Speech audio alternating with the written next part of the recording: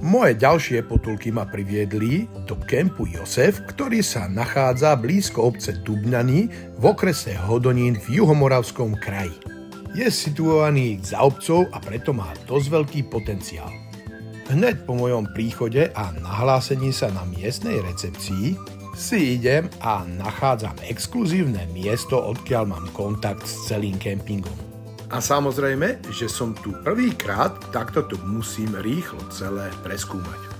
Hneď prvé moje dojmy mi hovoria, že toto je vhodné miesto na usporiadavanie veľkých udalostí. Či už by sa tu stretali cyklisti, motocyklisti, ale mohli by tu byť aj chlapi s veľkými tyrákmi.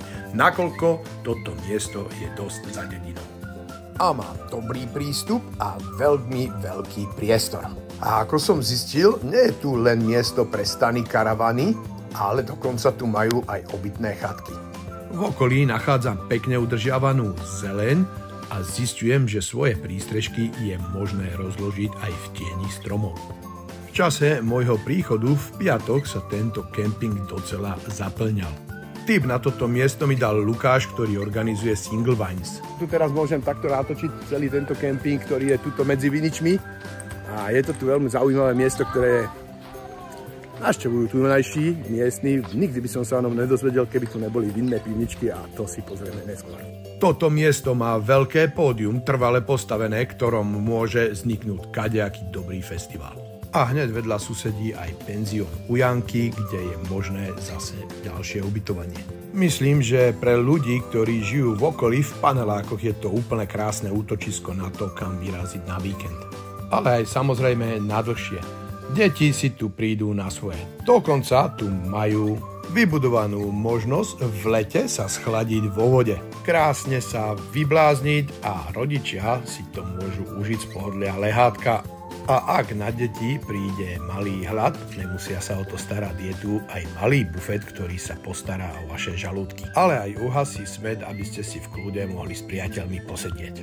A je možné z tohto miesta podniknúť výlet do okolia. Videl som tu aj kone, aj štvorkolky v okolí, ale veľkej obľúbe sa tu tešia miestne cyklochodníky a trasy, ktorých je tuto v okolí tejto obce naozaj dosť.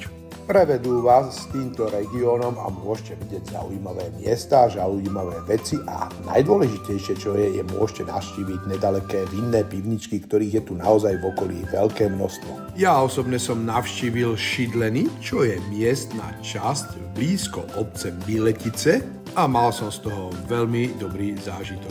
V okolí Miletic je ešte veľmi zaujímavý zámok, ktorý stojí za to ho navštíviť.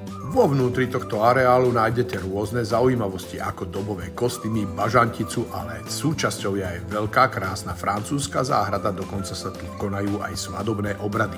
Pri nohách Amora a Psyche.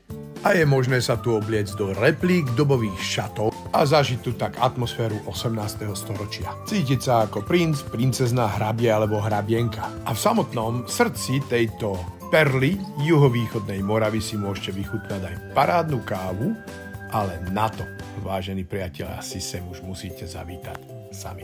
Moja návšteva tejto oblasti na dnes skončí. Dúfam, že som vám mohol priniesť inšpiráciu na návštevu tohto krásneho regiónu.